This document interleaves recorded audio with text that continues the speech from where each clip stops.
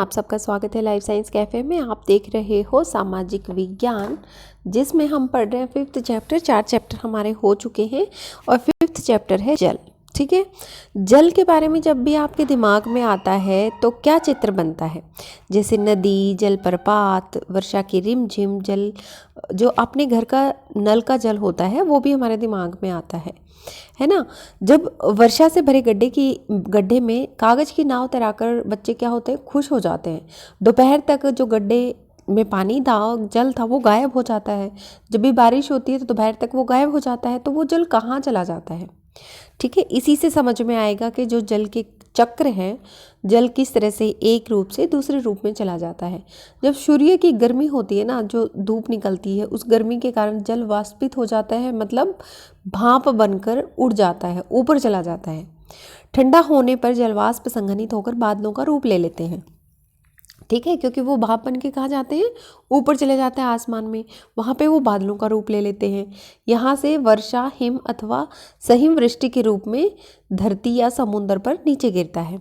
ठीक है, वो किस तरह से नीचे आता है? या तो उसकी बर्फ़ बन जाती है, जो बर्फ़ की वर्षा होती है ना, हिमपात होता है वो, या फिर सीधा बूंदें गिरती हैं। तो इस तरह से जिस प्रक्रम में जल लगातार अपने स्वरूप को बदलता है और महासागरों और वायुमंडल और एवं धरती के बीच में चक्कर लगाता है, उसे जल चक्र कहते हैं। ठीक है, ये कहाँ कहाँ होता है? धरती पे, महासागर में, या फिर जो हमारे पहाड़ होते हैं वहाँ पे बर्फ़ के रूप में, फिर से पानी के रूप में आना, इस तरह से ये जल चक्र चलता रहता है। थलशाला क्या होती है? यह छोटे घर के पौधे रखने का कृत्रिम आहत होता है। थलशाला अभी तक आपने नहीं पढ़ा होगा, घर के पौधे रखने का कृत्रिम आहत होता है। समझ गए? फिर आता है कि जो हमारी पृथ्वी है थलशाला के समान है। ठीक है, हमारी जो जमीन है, जो हमारी अर्थ किसके समान है? थलशाला के समान है। जो जल शताब्दियों पूर्व उपस्थित था वही आज भी मौजूद है।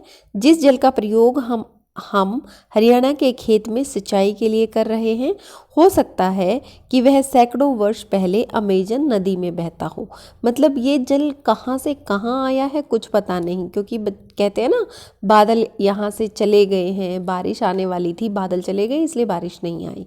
ठीक है, तो आप देख रहे हो किस तरह से बारिश हुई, किस तरह से फिर पानी भाप बन के, वाष्प बन के ऊपर चला गया, फिर वहाँ पे संघनित होकर ठंडा होकर गिरने लगा बूंदों के रूप में। फिर पहाड़ों पे ये किस तरह से गिरा है ये यहाँ पे नहीं बताया गया है ना। यहाँ वर्षण लिखा हुआ है, बारिश के रूप में या बर्फ़ के रूप में पहाड़ों पे आ जाता है, फिर वहाँ से नदियाँ बहने लगती हैं, फिर वाष्पित हो जाता है। इस तरह से ये बताया गया है कि हो सकता है कि जो आज हम जल यूज़ कर रहे हैं वो वर्षों पहले अमेजन नदी में हो। अलवण जल के मुख्य स्रोत नदी, ताल, सोते और एवं समुद्र का सोते एवं हिमनद हैं। देखो, क्वेश्चन ऐसे आता है कि अलवण जल के मुख्य स्रोत कौन से हैं? अलवण जिसमें नमक नहीं होता, तो आपको पता है कि जो महासागर होते हैं, समुद्र होते हैं, उनमें नमक होता है ना। तो अलवण के जब ये आपको सोते देंगे एवं हिमनद देंगे और नदी, ताल देंगे, तो इसमें क्या है, नमक नहीं होता है। तो ये वाले इसके स्रोत हैं अलवण जल के। और महासागर और समुद्र का जल होता है वो लवणीय होता है, इसमें अधिकांश नमक सोडियम क्लोराइड या खाने वाले के उपयोग में आने वाला नमक होता है ना। तो दो क्वेश्चन यहाँ पे आपको पता चल गया कि इस तरह से क्वेश्चन आएगा तो आपको क्या आंसर देना है। यहाँ पे इस फोटो में ना आपको एक वो दिखाया गया है कि किस तरह से जल जो है वाष्प बनता है, किस तरह से वो गिरता है ज़मीन पे। ये देखिए, इसमें मैं पढ़ लेना आप खुद ही, मैं बता देती हूँ क्या है।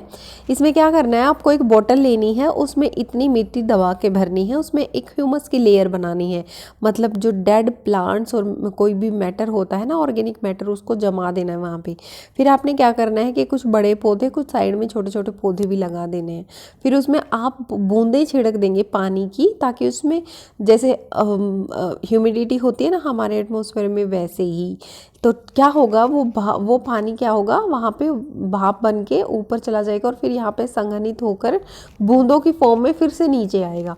तो आपको पता चलेगा कि जो हमारा वायुमंडल है उसमें किस तरह से पानी भाप बन के उड़ता है और फिर किस तरह से काम करता है। ठीक है, फिर आगे ये दिया गया है चित्र जिसमें आपको पता होना चाहिए कि जो हमारे प्रमुख झीलें, समुद्र और नदियां हैं वो किस तरह से मतलब कहाँ कहाँ पाई जाती हैं। ठीक है, तो ये डायग्राम आप ज़रूर एक बार पढ़ेंगे, इसमें हो सकता है आपको याद ना हो लेकिन आप एक बार ज़रूर पढ़ लेना। फिर उसके बाद आता है जल का वितरण। देखो लवणता क्या होती है, हमने पढ़ा लवणता क्या होती है। लवणता मतलब 100 ग्राम जल में नमक मौजूद नमक की मात्रा, सॉरी 100 ग्राम नहीं, 1000 ग्राम में 1 लीटर। ठीक है, 1 लीटर पानी में जितना नमक है उसको लवणता कहते हैं। जो महासागर होते हैं ना उनकी औसत लवणता कितनी होती है, 35% प्रति 1000 ग्राम। ठीक है, तो ये भी क्वेश्चन आ सकता है कि जो लवणता होती है उसमें 1 लीटर में कितना नमक होता है, तो उसका 35% भाग होता है। ठीक है, हिस्सा मतलब प्रति 1000 ग्राम में 35 पार्ट होते हैं। तो जल का विवरण जो है, हम सभी जानते हैं कि पृथ्वी की सतह 3/4 जल भाग से ढका हुआ होता है। मतलब जितनी हमारी पृथ्वी है ना गोल, उसका 3/4 3/4 भाग जो है जल से ढका हुआ है। यदि धरती पर जल की अपेक्षा थल की अपेक्षा अगर जल अधिक है तो अनेक देशों में जल की कमी का सामना क्यों करना पड़ रहा है। मतलब अगर इतना 3/4 अगर जल से ही ढका हुआ है तो पानी की कमी क्यों है, ये पूछ रहे हैं ये। क्या पृथ्वी पर मौजूद संपूर्ण जल हमारे लिए उपलब्ध है, मतलब क्या हम उसे यूज़ कर सकते हैं। इस तालिका में जल विवरण का प्रतिशत दिया गया है। ठीक है, तो यहाँ पे है कि जो हमारे महासागर हैं उसमें कितना जल है, 97.3%। ठीक है, बर्फ छत्रक जो है उसमें 2% है। और उसके बाद भूमिगत जल है जो अर्थ वाला है नीचे है वो है 0.68%। फिर झीलों का अलवण जल और समुद्री अलवण जल जो झीलों में होता है ना वो अलग से है, 0.009% है। ठीक है, तो ये आप याद रखेंगे। फिर है स्थलीय समुद्र एवं नमकीन झीलें जो होती हैं उनका भी सेम ही रेशो है ना। झीलों का और समुद्री जल जो है वो सेम है। वायुमंडल में 0.019% है, ये तो और भी कम हो गया। फिर नदियों में जो है ये उससे भी कम हो गया, 0.0001। ठीक है, तो सबसे कम यहाँ पे किस में दिख रहा है आपको, नदियों में दिख रहा है, और उसको लिखा भी सबसे नीचे है। तो याद रह जाएगा आपको नदियाँ फिर वायुमंडल, क्योंकि वायुमंडल में इतना ज़्यादा नमक होता तो हमारे काम कैसे बनते हैं ना। तो इस तरह से आप याद रख लेना थोड़ा सा। और सबसे ज़्यादा जल कहाँ है, महासागर में। ठीक है, फिर है इजराइल के मर्द सागर में 340 ग्राम प्रति लीटर लवणता होती है। देखो एक क्वेश्चन पूछेंगे कि जो नमक होता है डेड सी होता है। ठीक है, जो अगर आप इंग्लिश मीडियम के बच्चे हैं तो डेड सी जिसको कहते हैं, उसमें पूछेंगे कि कितना नमक होता है, तो आपने बताना है कि 340 प्रति लीटर। ठीक है, 340 ग्राम पर लीटर, आप इस तरह से बोल सकते हो। ठीक है, तो ये मात्रा आपने याद रखनी है, भूलना नहीं है। क्योंकि अगर देखो तैराक इसमें प्लाव कर सकते हैं क्योंकि नमक की अधिकता इससे सघन बना देती है। जिनको तैरना नहीं आता वो लोग भी इस पे तैर सकते हैं क्योंकि वो डूबेगा नहीं, इतना ज़्यादा नमक है। ठीक है, साधारण क्रियाकलाप द्वारा जल के विवरण को प्रदर्शित किया जा सकता है। क्रियाकलाप बॉक्स देखें। देखो इस तरह का क्रियाकलाप आप बना सकते हो, इसमें इसने बूंदे बूंदे ली हैं। ठीक है, अलवण जल का वितरण। फिर है 2 लीटर जल लें। आपने सोचना है कि 2 लीटर जल ले लिया हमने, या फिर ले सकते हैं आप, मान लीजिए पृथ्वी की सतह पर जल की संपूर्ण मात्रा है जितना हमारी अर्थ पे है ना। सपोज कर लो आपके 2 लीटर जल है, 2 लीटर आप डाल लोगे 4 ग्लास मतलब 4 मग, आधा लीटर के मग सबके घर में होते हैं। तो ये एक्टिविटी करके देखना, आपको अच्छा लगेगा। फिर बर्तन में 12 चम्मच जल मापकर दूसरे कटोरे में रखें। ठीक है, उस 2 लीटर में से आपने 12 चम्मच निकालने हैं। बर्तन से जल निकालने के बाद शेष जल लवणीय जल को दर्शाता है। देखो 2 लीटर में से सिर्फ आपने 12 चम्मच निकाले हैं, तो वो क्या है, जो बाकी का बच गया 2 लीटर में 12 चम्मच निकालने के बाद, तो वो 2 लीटर क्या बच गया, अब थोड़ा सा कम है 2 लीटर से, वो लवणता वाला जल है जिसमें नमक है, जो महासागर और समुद्र में पाया जाता है। तो आप समझ रहे हो कि कितनी ज़्यादा नमक वाला जल है हमारे पास, इसलिए हम उसे यूज़ नहीं कर सकते। यह जल उपभोग के लिए उपयुक्त नहीं है, यह लवणीय जल नमक युक्त होता है। अब समझिए, कटोरे में निकाल कर रखा गया 12 चम्मच जल पृथ्वी पर मौजूद संपूर्ण अलवण जल की मात्रा को दर्शाता है। मतलब सारा जल तो 2 लीटर में से 12 चम्मच ही हमारे लिए उपयोग के लिए है और ये पृथ्वी पर मौजूद है, जिसमें नमक नहीं होता है। चित्र में इस जल के वितरण को दर्शाया गया है। आप स्वयं देखें कि आप जल की कितनी मात्रा का उपभोग कर सकते हैं। तो इस पिक्चर में भी क्या दिखाया गया है, देखो छत्रक जल को में बांट दिया गया। एक बूंद नदियों में है, हमने ऊपर देखा था ना कि नदियों में कितना कम है, 0.00001 था, है ना, और 0.0019 वायुमंडल में था। तो नदियों में एक बूंद आया, फिर उसके बाद आधा चम्मच लवण जल की झीलें हैं। ठीक है, हमने पढ़ा था ना कि झीलों में कितना जल होता है, 0.009। फिर दो चम्मच भौम जल में था, 9 चम्मच बर्फ छत्रक में है। तो इस तरह से हम देख सकते हैं कि पानी जो है हमारे लिए बहुत कम है उपयोग करने के लिए। फिर आता है कि जीवन के लिए जल अत्यधिक आवश्यक है, सबके जीने के लिए ज़रूरी होता है जल। तो प्यासे होने पर केवल जल ही हमारी प्यास बुझा सकता है। ऐसे में आपको क्या ऐसा नहीं लगता कि लापरवाही से जल का उपयोग करने पर हम बहुमूल्य संसाधन को बर्बाद कर रहे हैं। ठीक है, तो ये आपके लिए सोचने के लिए है कि आपको ऐसा नहीं लगता कि आप बर्बाद करते हो। और मुझे लगता है कि हर कोई बंदा बर्बाद करता है पानी को। जब तक जिसको दिक्कत नहीं होती वो कोई नहीं बचाता, और जिसको दिक्कत होती है और एक दिन के लिए भी अगर उसे मुफ्त में मतलब ऐसे ही मिल जाए ना पानी, तो वो बर्बाद करेगा हमेशा। ठीक है, तो समझो इस चीज़ को कि पानी को बर्बाद नहीं करना है। जल हमारे लिए क्यों महत्वपूर्ण है, जल संरक्षण की कुछ विधियां सुझाइए, जैसे अपने घर पर, स्कूल में। तो आपको पता होना चाहिए कि जल ज़रूरी क्यों है। आप देखें कि आप कौन कौन से काम बिना जल के कर सकते हैं। फिर कुछ विधियां बताइए, जैसे स्कूल में किस तरह से बचाया जा सकता है जल को, घर में किस तरह से बचाया जा सकता है ना। तो आप ऐसी ऐसी चीज़ें शेयर किया कीजिए। यहाँ पे याद रखना है आपने कि 22 मार्च जो है वो विश्व जल दिवस के रूप में मनाया जाता है। और इसको कैसे याद रखो, अमिताभ बच्चन ने वो दिया था ना, 2 बूंद जिंदगी की। ठीक है, तो सिर्फ 2 से आप नहीं याद रखेंगे, 2 बार 1 बूंद से तो थोड़ी ना कुछ होता है।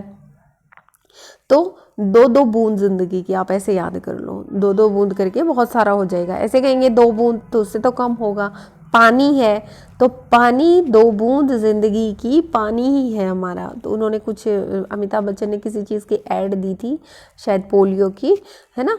तो इस तरह से आप याद रखना, 22 मार्च को विश्व जल दिवस के रूप में मनाया जाता है, जब जल संरक्षण की विभिन्न विधियों को प्रबलित किया जाता है। ठीक है, अब महासागरीय परिसंचरण क्या होता है। समुद्री तट पर नंगे पैर चलने से कुछ जादुई सी अनुभूति होती है। ठीक है, पुलिन पर नम बालू, ठंडी पवन, समुद्री पक्षी, वायु में लवणीय गंध और लहरों का संगीत सब कुछ सम्मोहित करने वाला प्रतीत होता है। ताल और झील के शांत जल के विपरीत महासागरीय जल हमेशा गतिमान रहता है। जो हमारा महासागर में जल होता है ना, उसमें लहरें उठती रहती हैं, लेकिन जो ताल है या कोई झील है उसमें थोड़ी ना लहरें उठेंगी। यह कभी शांत नहीं रहता। कौन सा जल, महासागर का। महासागरों की गतियों को इस प्रकार वर्गीकृत कर सकते हैं, जैसे तरंगे, ज्वार भाटा और धाराएं। देखिए, जब समुद्री सतह पर पवन चलती है ना, जब जब जैसे कोई समुद्र है उस पर पवन चलती है, हवा चलती है, तो तरंगे उत्पन्न होती हैं। जितनी तेज पवन बहती है उतनी ही तेजी से उतनी ही बड़ी तरंगे उठती हैं। अब तरंगे क्या होती है ये समझना है। समुद्र तट पर गेंद से खेलते हुए जब गेंद जल में चली जाती है तो क्या होता है, यह दृश्य आपको बहुत ही मनोरंजक लगेगा। ठीक है, जैसे तरंगों के साथ गेंद तट पर वापस लौट आती है। किस तरह से लौट आती है ये आपको पता चलेगा जब महासागरीय सतह पर जल लगातार उठता है और गिरता है, इन्हें तरंग कहते हैं। ठीक है, तो जैसे ही वो बॉल जाती है फिर वो तरंगे उठती हैं तो वो बॉल वापस आ जाती है। अब आता है कि तूफान में तेज वायु चलने पर विशाल तरंगे उत्पन्न होती हैं।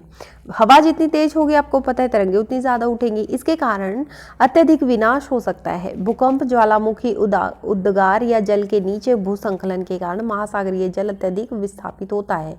इसके परिणाम स्वरूप 15 मीटर की ऊंचाई वाली विशाल ज्वारीय तरंगे उठ सकती हैं, जिसे सुनामी कहते हैं। अगर 15 मीटर तक चली गई तो उसे सुनामी कहते हैं। ये भी आपसे पूछ सकते हैं कि सुनामी कम से कम कितनी ऊंचाई तक जाना चाहिए, तो 15 मीटर यहाँ लिखा हुआ, तो ये याद रखना है आपने। अब तक का सबसे विशाल सुनामी 150 मीटर मापा गया है, मतलब 15 मीटर मिनिमम होना चाहिए और 150 अब तक आया है। ये तरंगे 700 किलोमीटर प्रति घंटे की से अधिक गति से भी चल सकती हैं। ठीक है, से अधिक की गति से चलती हैं, मतलब 700 किलोमीटर प्रति घंटा। 2004 के सुनामी से भारत के तटीय क्षेत्रों में अत्यधिक विनाश हुआ था। 2004 में सुनामी आया था, ये भी याद रखना है। सुनामी के बाद अंडमान और निकोबार द्वीप समूह में इंदिरा पॉइंट डूब गया था। ठीक है, तो कहाँ पे आया था कि जो अंडमान और निकोबार के द्वीप समूह हैं उनमें इंदिरा पॉइंट डूब गया था। देखो, सुनामी एक जापानी भाषा का शब्द है जिसका अर्थ है पोताश्रय तरंगे, क्योंकि सुनामी आने पर पोताश्रय नष्ट हो जाते हैं, तो सुनामी का मतलब है पोताश्रय तरंगे। और ये क्या, कौन सा शब्द है? जापानी शब्द है। अब सुनामी जो है पृथ्वी का तांडव है। ठीक है, तो अगर क्वेश्चन में इस तरह से दे दें आपको कि सुनामी क्या है, तो आपको पता होना चाहिए कि पृथ्वी का तांडव है, हमारी पृथ्वी ही तांडव करने लग जाती है। अब देखो, 26 दिसंबर 2004 को हिंद महासागर में सुनामी तरंगों और पोताश्रय तरंगों के कारण अत्यधिक विनाश हुआ था। कब हुआ था? 2004 में। कहाँ पे? हिंद महासागर में। और पोताश्रय तरंगों के कारण, सुनामी तरंगे और पोताश्रय तरंगे जो थी उनके कारण विनाश हो गया था। ये तरंगे उस भूकंप का परिणाम थी जिसका अधिकेंद्र सुमात्रा का पश्चिमी सीमा पर था। ठीक है, तो ये सुनामी कब आया था? क्योंकि भूकंप आ गया था, भूकंप की वजह से सुनामी आया था, और जिसका केंद्र कहाँ था? सुमात्रा का पश्चिम सीमा पर। इस भूकंप की तीव्रता रिएक्टर पैमाने पर 9 मापी गई थी। आपको पता है ना, रिएक्टर पैमाने पर 6 से ज़्यादा होती है तो वो नुकसानदायक होती है, लेकिन ये 9 मापी गई थी। भारतीय प्लेट बर्मा प्लेट के नीचे धंस गई और समुद्र तल पर अकस्मात गति उत्पन्न हो गई। ठीक है, तो थोड़ा सा धंस गई थी प्लेटें, जो भारत की प्लेट थी वो बर्मा प्लेट के नीचे धंस गई और समुद्र तल में अकस्मात गति उत्पन्न हो गई। इस कारण यह भूकंप आया था। महासागरीय तल लगभग 10-20 मीटर तक विस्थापित हो गया और नीचे की दिशा में झुक गया। ठीक है, आपको पता है अब महासागर का जल भी थोड़ा सा खिसक गया तो विस्थापित हो गया, नीचे की तरफ झुक भी गया। इस विस्थापन के कारण निर्मित अंतराल को भरने के लिए विशाल मात्रा में महासागरीय जल उसी ओर बहने लगा। ठीक है, तो जल भी तो अपनी जगह लेगा ना, क्योंकि जहाँ पे झील होती है वहीं पे पानी जाता है, पता है ना आपको। फलस्वरूप दक्षिणी और दक्षिण पूर्व एशिया के समुद्री तटों को जल हटाने लगा। इसके कारण क्या हुआ? दक्षिणी और दक्षिण पूर्वी एशिया के समुद्र तटों से जल हटने लगा। भारतीय प्लेट के वर्मा की प्लेट के नीचे चले जाने पर जल वापस समुद्र की ओर लौटा। ठीक है, क्योंकि प्लेटें धंस गई थी और इसलिए पानी ने जहाँ जहाँ जगह, मतलब उनको लगा पानी को, जहाँ जहाँ जगह मिली वो वहाँ चला गया। तो अब कहाँ आ गया था पानी? समुद्र तट की ओर लौट गया। सुनामी लगभग 800 किलोमीटर प्रति घंटे की गति से आया था, जिसकी तुलना व्यावसायिक वायुयानों की गति से की जा सकती है। जो व्यावसायिक वायुयान होती है ना, उनकी गति इतनी ही होती है, 800 किलोमीटर प्रति घंटा, और ये सुनामी भी इतना ही था। उसके बाद है कि इसके विपरीत परिणाम स्वरूप हिंद महासागर के कुछ द्वीप डूब गए। भारतीय सीमा का धुर दक्षिणी बिंदु इंदिरा पॉइंट, जो अंडमान निकोबार द्वीप समूह में स्थित, पूरी तरह डूब गया। जब सुमात्रा में भूकंप का अधिकेंद्र से तरंगे सुमात्रा की तरफ से अंडमान द्वीप समूह और श्रीलंका की ओर बढ़ी, तरंगों की लंबाई कम हो गई। जल की गहराई भी कम होने के साथ साथ इसकी गति 700 से 900 किलोमीटर प्रति घंटे से 70 किलोमीटर प्रति घंटे कम हो गई। ठीक है, तो इस तरह से जल की गहराई भी कम हो गई, तो उसकी वजह से उसकी स्पीड भी कम हो गई। समुद्री तट से सुनामी तरंगे 3 किलोमीटर घंटे की गहराई तक गई, जिसके फलस्वरूप 10,000 से भी अधिक लोगों की मृत्यु हो गई। ठीक है, तो इतनी ज़्यादा स्पीड से कोई चीज़ चल रही है तो वहाँ लोगों की मौत तो होगी ना। 1 लाख से अधिक घर प्रभावित हुए। भारत में आंध्र प्रदेश के तटीय प्रदेश, तमिलनाडु, केरल, पांडिचेरी, अंडमान और निकोबार द्वीप समूह सर्वाधिक प्रभावित हुए। ये इलाके थे जो बहुत ज़्यादा नुकसान हुआ यहाँ पे। यद्यपि पहले से भूकंप का अनुमान लगाना संभव नहीं है, ये आपको पहले भी पढ़ाया था कि भूकंप का हम अनुमान नहीं लगा सकते, फिर भी बड़ी सुनामी का संकेत 3 घंटे पहले मिल सकता है। ठीक है, जो बड़ी बड़ी सुनामी आती है उनका 3 घंटे पहले पता चल जाता है। प्रशांत महासागर में प्राथमिक चेतावनी की ऐसी प्रणालियाँ क्रियाशील हैं। तो कहाँ पे ऐसी पता चल जाता है सुनामी का? प्रशांत महासागर में तो ऐसा बता दिया जाता है, लेकिन हिंद महासागर में ये सुविधाएं नहीं है। तो याद रखना है कि प्रशांत महासागर, किसी बच्चे का भी नाम हो सकता है प्रशांत, वहाँ पे याद रखना कि वहाँ पे चेतावनियाँ होती हैं, हिंद महासागर में नहीं होती। जैसे हमारे हिंदुस्तान में बहुत सारी सुविधाएं नहीं भी होती और होती भी हैं, है ना। या फिर आप किसी और चीज़ को रख लो कि हिंदी सब्जेक्ट पढ़ाने के लिए कोई ऐसी ट्रिक वगैरह यूज़ नहीं करते बच्चे, या हिंदी में कोई सुविधा की ज़रूरत नहीं है तो हिंदी में सुविधाएं नहीं दी जाती, ये भी याद कर सकते हो। तो फिर प्रशांत महासागर की तुलना में हिंद महासागर में सुनामी कभी कभी ही आती है। ठीक है, क्योंकि सुविधा कहाँ दी है गवर्नमेंट ने, प्रशांत महासागर में दी है क्योंकि वहाँ ज़्यादा सुनामी आती है, और हिंद महासागर में नहीं दी क्योंकि वहाँ पे कभी कभी सुनामी आती है, क्योंकि यहाँ भूकंपीय क्रिया बहुत कम होती है। ठीक है, तो ये था हमारा तमिलनाडु के तट पर सुनामी द्वारा विनाश का एक दृश्य दिखाया गया है यहाँ पे। उसके बाद है कि दिसंबर 2004 में जिस सुनामी ने दक्षिण और दक्षिण पूर्व एशिया के तटों पर तबाही मचाई, वह पिछले कई वर्षों से सर्वाधिक विनाशकारी सुनामी थी। तो मतलब 2004 वाले आपके चैप्टर में दी गई है, तो इसका मतलब है कि सबसे ज्यादा थी, है ना। हिंद महासागर में निरीक्षण, आरंभिक चेतावनी की प्रणालियों एवं हिंद महासागर के तटीय निवासियों में जागरूकता की कमी के कारण जीवन और संपत्ति की अत्यधिक क्षति हुई थी, क्योंकि हिंद महासागर में ज्यादा चेतावनी दी नहीं जाती, ऐसी सुविधा है नहीं, तो इसलिए ज़्यादा नुकसान हुआ था। सुनामी आने का प्रथम संकेत यह होता है कि तटीय क्षेत्र के जल में तेजी से कमी आ जाती है। ठीक है, इस तरह से आप पढ़ के भी दूसरों को बता सकते हो कि समुद्र जल अगर नीचे चला जाए, जल्दी से तेजी से नीचे जा रहा है, तो आपको पता होना चाहिए कि ये जब वापस आएगा तो बड़ा तेजी से आएगा। फिर विनाशकारी तरंगें उठने लगती हैं, फिर वहाँ पे लहरें आती हैं बहुत तेज। जब तट पर ऐसा हुआ था तो लोग ऊंचे स्थानों पर ना जाकर उस अचंभे को देखने के लिए तट पर एकत्रित हो गए थे। ठीक है, लोगों को लगा कि भाई ये क्या हो रहा है, हम चल के देखते हैं, तो लोग वहां इकट्ठे हो गए थे, जिसके कारण सुनामी की विशाल तरंगें आई और बड़ी संख्या में लोग उत्सुक खड़े दर्शकों की मृत्यु हो गई। तो मतलब लोगों ने खुद ही अपनी मौत को बुला लिया और वो वहां पे मतलब मृत्यु होने लगी उनकी। ज्वार भाटा की बात करें, दिन में 2 बार नियम से महासागरीय जल का उठना और गिरना ज्वार भाटा कहलाता है। तो यहाँ पे देखो डेफिनेशन बन सकती है कि ज्वार भाटा क्या होता है। अब आप सोचोगे भाई ये भी कोई बात है पूछने की, तो इसे याद रखना जरूर कि ज्वार भाटा क्या होता है, दिन में 2 बार नियम से। तो ज्वार भाटा के लिए ये भी पूछ सकते हैं क्या ये हर रोज आता है कि इसका कुछ नियम होता है। दिन में 2 बार आता है, महासागरीय जल का उठना और गिरना ही ज्वार भाटा कहलाता है।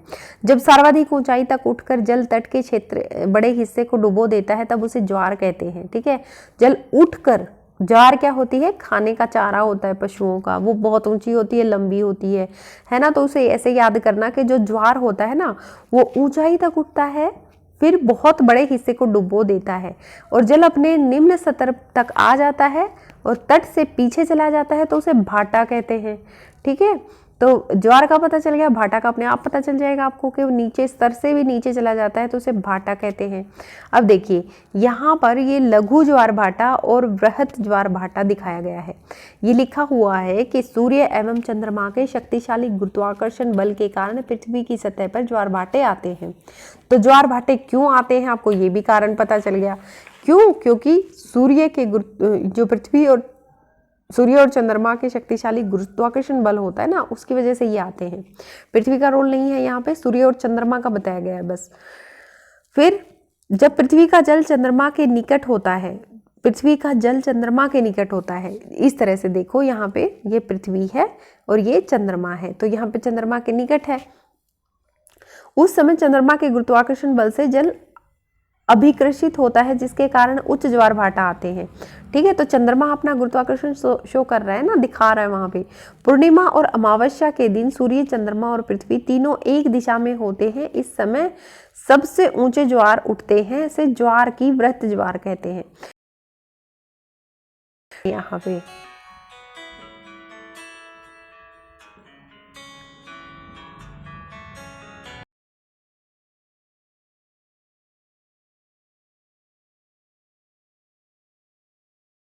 लेकिन दूसरे ही तरफ क्या होता है कि जब ये तीनों एक दिशा में हो गए तो वो क्या होता है, वृत्त ज्वार भाटा। लेकिन जब चांद अपने प्रथम और अंतिम चतुर्यार्थ में होता है तो चांद और सूर्य का गुरुत्वाकर्षण बल विपरीत दिशाओं में महासागरीय जल पर पड़ता है। ठीक है, जब तीनों एक दिशा में होता है तो वृत्त ज्वार भाटा हो गया। लेकिन अगर दोनों का अपोजिट बल लग रहा है तो उससे क्या होगा कि विपरीत दिशाओं में ज्वार महासागरीय जल पर प्रभाव पड़ता है, जिसकी वजह से निम्न ज्वार भाटा आता है। ठीक है, तो हमने एक पढ़ा कि निम्न ज्वार भाटा होता है और दूसरा पढ़ा जो निम्न होता है उसे लघु ज्वार भाटा भी कहते हैं। उच्च ज्वार नौ संचालन में सहायक होता है। जो उच्च ज्वार होता है ना, तो नौ संचालन में नौका चलाने में मदद करता है। ये जल सत्र को तट तक का ऊंचाई तक पहुंचाते हैं। क्या करते हैं, ये जल सत्र को तट की ऊंचाई तक पहुंचाते हैं। ये जहाज को बंदरगाह तक पहुंचाने में सहायक होते हैं, जहां पे जहाज खड़ी होते हैं वहां भेज देते हैं।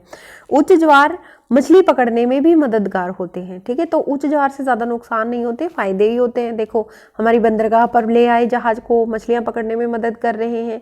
उच्च ज्वार के दौरान अनेक मछलियां तट के निकट आ जाती हैं। इसके फलस्वरूप मछुआरे बिना कठिनाइयों के मछलियां पकड़ पाते हैं। कुछ स्थानों पर ज्वार भाटे से होने वाले जल के उतार चढ़ाव का उपयोग विद्युत उत्पादन के लिए भी किया जाता है। कोई चीज अपने आप ही ऊंची जा रही है, फिर नीचे आ रही है, तो क्या करते हैं, उसका फायदा उठा लेते हैं। तो अभी हमने 3 फायदे पढ़े कि मछली नौ संचालन में हमारी मदद होती है, जो बंदरगाह पर पहुंचने में जहाज को मदद होती है, मछली पकड़ने में मदद होती है, और एक बिजली का भी हमने अभी अभी पढ़ा। ठीक है, उसके बाद है कि एक बाल्टी के को नल के पानी से 3/4 भरें। एक बाल्टी लेनी है, 3/4 भरना है। बाल्टी के एक और निमज्जन छड़ डालकर पानी को गर्म करें। दूसरी ओर फ्रिज से निकला बर्फ डालें। एक बूंद लाल शाही डालकर संवहन की प्रक्रिया के द्वारा धारा के मार्ग का निरीक्षण करें। मतलब है कि एक तरफ आपने रॉड लगा के उसे पानी को गर्म करना है एक बाल्टी में, ठीक है, दूसरी तरफ आपने यहाँ पे बर्फ डालनी है। फिर कहीं पर भी एक बूंद, कोई भी ब्लू है, इंक है, कोई भी आपके पास लाल है, कोई शाही डालकर, कोई भी कलर आप ले सकते हो। यहाँ पर लाल शाही कही है, तो आप उससे वो कलर किस तरह से मिक्स होगा उस पानी में, तो आपको पता चलेगा पानी कहाँ से कहाँ जा रहा है ना। तो ये क्रिया आपने करके देखनी है, लेकिन इसमें बड़ों की मदद ज़रूर लें। आप खुद किसी भी चीज़ को, बिजली की चीज़ को हाथ नहीं लगाएंगे, ये रेस्ट्रिक्शंस है आपके लिए। ठीक है, तो उसके बाद है महासागरीय धाराएं। इसमें क्या होता है, महासागरीय धाराएं निश्चित दिशा में महासागरीय सतह पर नियमित रूप से बहने वाली जल की धाराएं होती हैं। महासागरीय धाराएं गर्म और ठंडी हो सकती हैं। ठीक है, तो इसमें आपको कंफ्यूजन नहीं होना है कि महासागर से उठ रही धारा है तो हमेशा ठंडी ही होगी। सामान्यतः गर्म महासागरीय धाराएं भूमध्य रेखा के निकट उत्पन्न होती हैं। तो गर्म जो धाराएं होती है वो कहाँ, भूमध्य के निकट पैदा होती हैं एवं ध्रुवों की ओर प्रवाहित होती हैं। पता है, जब आपके एग्जाम में मल्टीपल चॉइस क्वेश्चन आते हैं तो वो ऑप्शन देंगे कि कौन सा कथन असत्य है, गलत कौन सा कथन है वो चुनिए। तो इसमें लिखा हुआ होगा कि सपोज ठंडी महासागरीय धाराएं भूमध्य रेखा के निकट उत्पन्न होती हैं, यहाँ पे क्वेश्चन बना देंगे वो, लेकिन आपको पता होना चाहिए कि गर्म महासागरीय धाराएं भूमध्य रेखा से उत्पन्न होती हैं। ठंडी धाराएं ध्रुवों और उच्च अक्षांशों से उष्ण कटिबंधीय या निम्न अक्षांशों की ओर प्रवाहित होती हैं। ठीक है, तो ये कुछ लाइनें लिखी हुई है ना, इनका कुछ मतलब है, ऐसा नहीं है कि आप इग्नोर करके चले जाओ। हमेशा मेरी वीडियो स्पीड पे करके देखा करो, आपको अच्छे से समझ आ जाएगी। ठीक है, लेब्राडोर महासागरीय धाराएं शीत जल धाराएं होती हैं। अब ये भी एक क्वेश्चन बन रहा है कि लेब्राडोर महासागरीय धाराएं कैसी होती हैं। लिखा होगा ऑप्शन में शीत जल धाराएं होती हैं और गर्म जल धाराएं होती हैं, कुछ ऐसे। तो आपको पता होना चाहिए लेब्राडोर धाराएं शीत जल धाराएं होती, जबकि गल्फ स्ट्रीम गर्म जल धाराएं होती हैं। ठीक है, गल्फ स्ट्रीम गर्म गैसे गल्फ स्ट्रीम, इस तरह से याद रखना। तो किसी क्षेत्र के तापमान को प्रभावित करती हैं, क्या करती हैं, महासागरीय धाराएं। मतलब अगर वहां पे गर्म जल धाराएं उठ रही होंगी तो गर्म मौसम मिलेगा, ठंडी जल धाराएं उठ रही होंगी तो ठंडा मौसम मिलेगा। तो ये तो नॉर्मल बात है, समझ आ जाएगी आपको। गर्म धाराओं से स्थानीय सतह का तापमान गर्म होता है। जिस स्थान पर गर्म और शीत जल धाराएं मिलती हैं वह स्थान विश्व भर में सर्वोत्तम मत्स्य क्षेत्र माना जाता है, जिस स्थान पर गर्म और शीत जल धाराएं होती हैं। तो यहाँ पे ये भी क्वेश्चन बन सकता है, मैं आपको हर एक ऑप्शन मतलब पॉसिबिलिटी बताती हूँ, हो सकता है आपके एग्जाम में कि देखो सर्वोत्तम मत्स्य क्षेत्र पूछा जाएगा, मत्स्य क्षेत्र कौन सा होता है। तो जहाँ पे ये ऑप्शन लिखा हो ना कि गर्म और शीत जल धाराएं मिलती हो वही बेस्ट होता है। तो आपने ये नहीं सोचना कि मछलियों के लिए तो ठंडा पानी जरूरी है, यहाँ पे दोनों चीज जरूरी है, गर्म भी और ठंडा भी। गर्म और शीत जलधाराएं मिलती हैं वो बेस्ट होता है। जापान के आसपास एवं उत्तरी अमेरिका के पूर्वी तट पर इसके कुछ उदाहरण हैं। ठीक है, तो ये इसके कुछ उदाहरण हैं जिसमें दिखाया गया है। इस तरह के जब आपको वो मिलते हैं ना, ये मैप पे मिलता है, तो इसको ध्यान से पढ़ा करो। कम से कम आप एक बार पढ़ोगे तो आपको पता चलेगा कि गल्फ स्ट्रीम कहाँ है, लेब्राडोर धाराएं कहाँ हैं, है ना। तो आपको ये चीज़ें जान पहचान की लगती हैं, और आप अगर छोड़ते चले जाओगे तो जब बड़ी क्लास में जाओगे जाओगे ना आपको कुछ समझ नहीं आएगा। फिर है जहाँ गर्म और ठंडी जलधाराएं मिलती है वहाँ कोहरे वाला मौसम होता है, मतलब किस तरह का, ओस वाला मौसम होता है, ओस गिरी होती है। इसके फलस्वरूप नौ संचालन में बाधा उत्पन्न होती है, तो वहाँ पे नाव चलाना भी मुश्किल हो जाएगा, ठीक है। लेकिन जहाँ गर्म और ठंडी जलधाराएं होती हैं वो हमारी मछलियों के लिए तो अच्छी हैं। तो इस डायग्राम को ज़रूर एक बार बोल बोल के पढ़ना, ऊंची आवाज़ में पढ़ना, ताकि जब भी आप कंपटीशन की तैयारी करो तो आपको लगे कि हाँ मैंने ये पढ़ा हुआ है। इस वीडियो में सिर्फ इतना ही। Thank you for watching life science cafe. मेरी वीडियो को लाइक, बहुत सपोर्ट मिल रहा है, थैंक यू वंस अगेन। और आप पढ़ते रहिए, और आप इन वीडियोज़ के अगर नीचे कमेंट नहीं कर पा रहे हो तो किसी दूसरी वीडियो में जाके कमेंट कर दो। बहुत सारी वीडियोज़ ऐसी हैं जिनमें आप कर सकते हो। और इसमें क्योंकि मैं बच्चों के नाम से इसे बना रही हूँ कि छोटे बच्चे देख सकें, जिनका अपना चैनल हो, अपना जिन्होंने साइन इन किया हो। तो क्योंकि अगर मैं बड़ों के उसके अंदर डाल दूंगी तो उसमें कमेंट कर सकते हैं और छोटे बच्चों के पास नहीं पहुंच पाता वो, इसलिए मैं इसे बच्चों वाले उसमें डालती हूँ। तो प्लीज़ इसको लाइक ज़रूर किया करें और स्पीड बढ़ा कर देखें। Thank you once again.